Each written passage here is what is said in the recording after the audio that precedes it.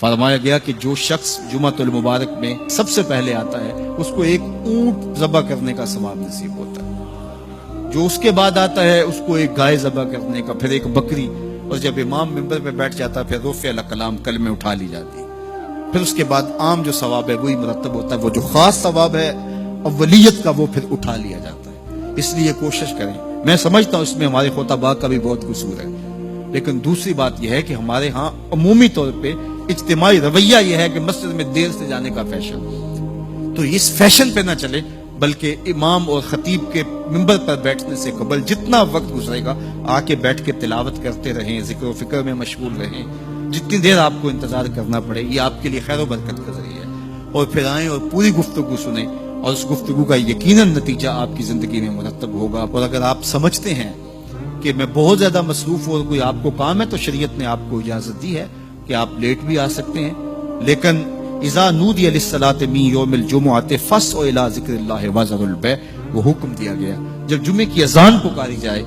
تو اس کے بعد پھر آپ کاروبار نہیں کر سکتے، پھر کاروبار کرنا حرام ہو جاتا ہے آپ کے اوپر۔ وذروا البیع، پھر خرید و فروخت چھوڑ دو، پھر تم چل پڑو اللہ کے ذکر کی طرف، پھر تمہارے اوپر لازم ہے کہ تم ذکر کی طرف چل پڑو۔ تو اس لیے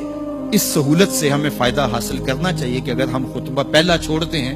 اور دوسری اذان یہ اذان ہے جس کے بعد کاروبار کرنا حرام ہے، اذان ثانی ہے، یہ سہولت کے لیے پہلا وقت اجمیوں کے لیے ہے تاکہ جو ہے وہ اردو میں یا اپنی زبان میں اجمی زبان میں بھی کچھ کلام سن سکیں۔ تو اس لیے ہمیں یہ سہولت دی گئی ہے، وہ بہت ضروری کام ہو۔ تو دین سیکھنے کا یہ کتنا خوبصورت موقع ہے، ہر جمعے آپ کو کسی نہ کسی موضوع پہ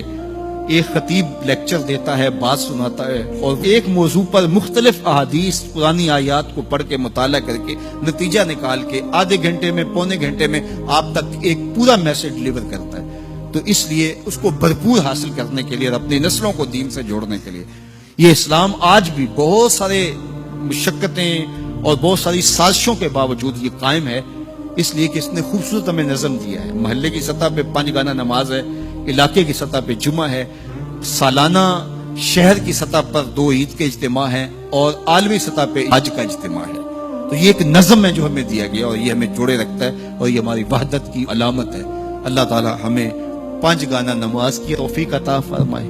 اور اہتمام کے ساتھ نماز جمعہ کی توفیق عطا۔ ایک حدیث میں آتا ہے جس نے 3 جمعے بغیر کسی عذر کے ترک کر دیے اس کے دل پر نفاق کی مہر لگا دی جاتی ہے۔ اللہ ہمیں محفوظ فرمائے۔ وآخر دعوانا